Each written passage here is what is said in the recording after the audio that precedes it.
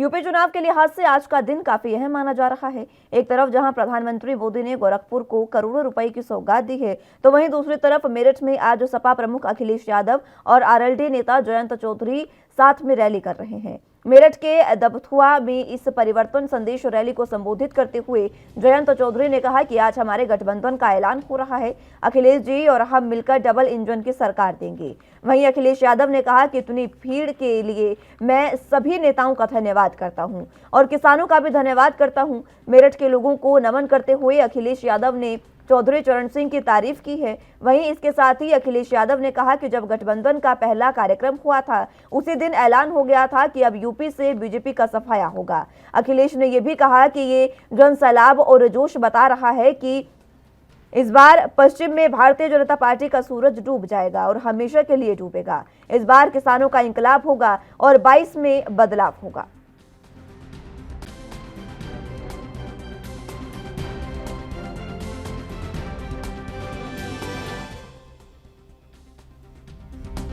तो आज सपा प्रमुख अखिलेश यादव और आरएलडी नेता जयंत चौधरी ने एक साथ रैली वो कर रहे हैं और एक साथ वो मंच पर मौजूद। देखिए, सपा जो है वो लगातार छोटे दलों के साथ गठबंधन कर रही है और अब सरकार बनाने का दावा कर रही है और यही सरकार बनाने का दावा करने के लिए आज ये पहली रैली हुई और इस रैली में सपा प्रमुख अखिलेश यादव और आरएलडी नेता जयंत चौधरी एक साथ एक मंच पर मौजूद रहे और दोनों ने ही सरकार बनाने का दावा किया। साफ तौर पर परिवर्तन संदेश रैली में उन्होंने एक ही बात कही कि जल्द से जल्द परिवर्तन होगा, 2022 में परिवर्तन होगा और बीजेपी का पूरे तरीके से उत्तर प्रदेश से सफाया होगा।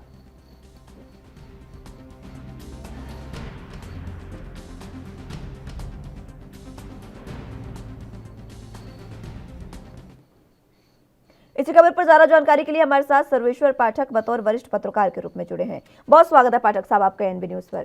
फिलहाल जिस तरीके की आज के समीकरण है, आज का दिन जो है वो काफी अहम आगामी चुनावों के मद्देनजर माना जा रहा है, क्योंकि हम दोनों ही समीकरणों पर बात कर लेते हैं। प्रधानमंत्री नरेंद्र मोदी ने इतनी करोड़ों की सौगात दी है, 10,000 करोड़ की सौगात दी है और उधर सपा और आरएलडी जो है जिनका गठबंधन हुआ है, पहली उनकी रैली हुई है। तमाम समीकरणों को आगामी विधानसभा चुनावों के मद्देनजर किस तरीके से आप देख रहे हैं? देखिए, जो आज यूपी में गोरखपुर में जो ये डेवलपमेंट हुआ है, इस डेवलपमेंट में आप देख सकते हैं कि यूपी की जो प्रेजेंट गवर्नमेंट योगी जी के नेतृत्व में वो कितना वचनबद्ध है प्रदेश का विकास करने में। मेजर फैक्ट्री बरसों से बंद पड़ा था, उसको शुरुआत करना ये अपने आप में एक बहुत ही बड़ी उपलब्धि है। साथ ही मेडिकल साइंस जो गोरखपुर में बना है, उसकी कॉस्ट 11 करोड़ 112 एकड़ के एरिया में फैला है। जो गोरखपुर में है उससे कौन कौन से राज्य लाभान्वित, उसमें बिहार भी लाभान्वित हो सकता है और कह सकता है कि वहां पे जो मरीज हैं वो नेपाल भी आ सकते हैं, क्योंकि गोरखपुर का बॉर्डर नेपाल से भी सकता है। तो हम इंटरनेशनल लेवल पे भी हेल्प कर रहे हैं। तो यह जो 3 प्रोजेक्ट है और जो 10,000 करोड़ का है, वहां पे रीजनल मेडिकल रिसर्च सेंटर भी गोरखपुर में बना है।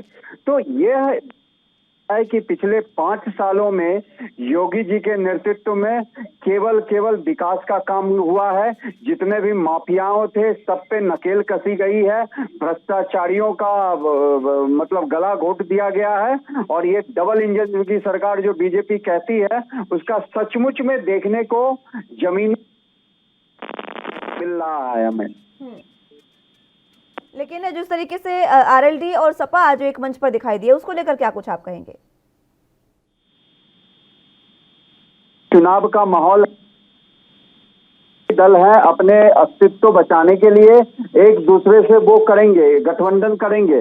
लेकिन मेरे को कुछ खास नहीं लगता कि अजीत सिंह जी के जाने के बाद आरएलडी में वो नेतृत्व और वो पैनापन, मुझे उसमें कुछ भी नहीं लगता कि आरएलडी कुछ मतलब बहुत ही बड़ा काम कर पाएगी सपा के साथ मिलके। सपा अपनी जो राजनीति है, अपना जो धार है वो खो चुकी है।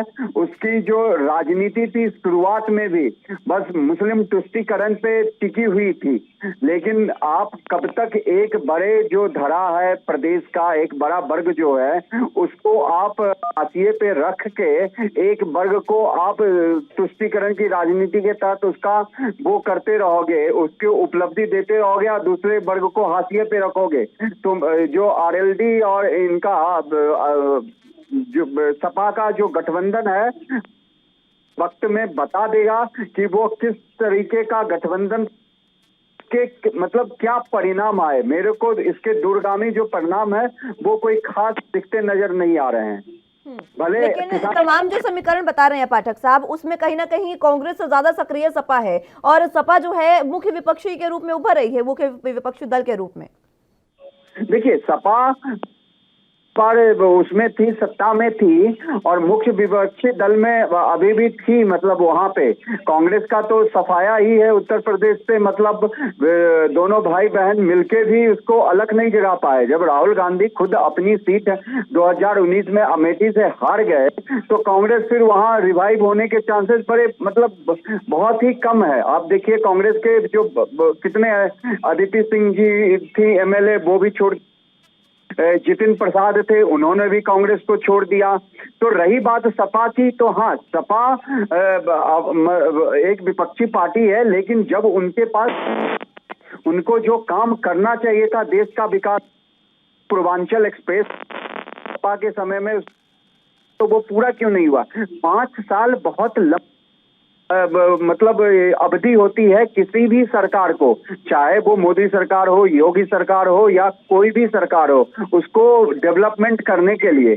अब पिछले 5 सालों में आपने कुछ किया नहीं और नेक्स्ट 5 साल जो योगी गवर्नमेंट का आया उसमें आप कह रहे हो तो ये तो हमने किया था, ये तो बस केवल रिबन काट रहे हैं, तो ये कहाँ तक जायज है।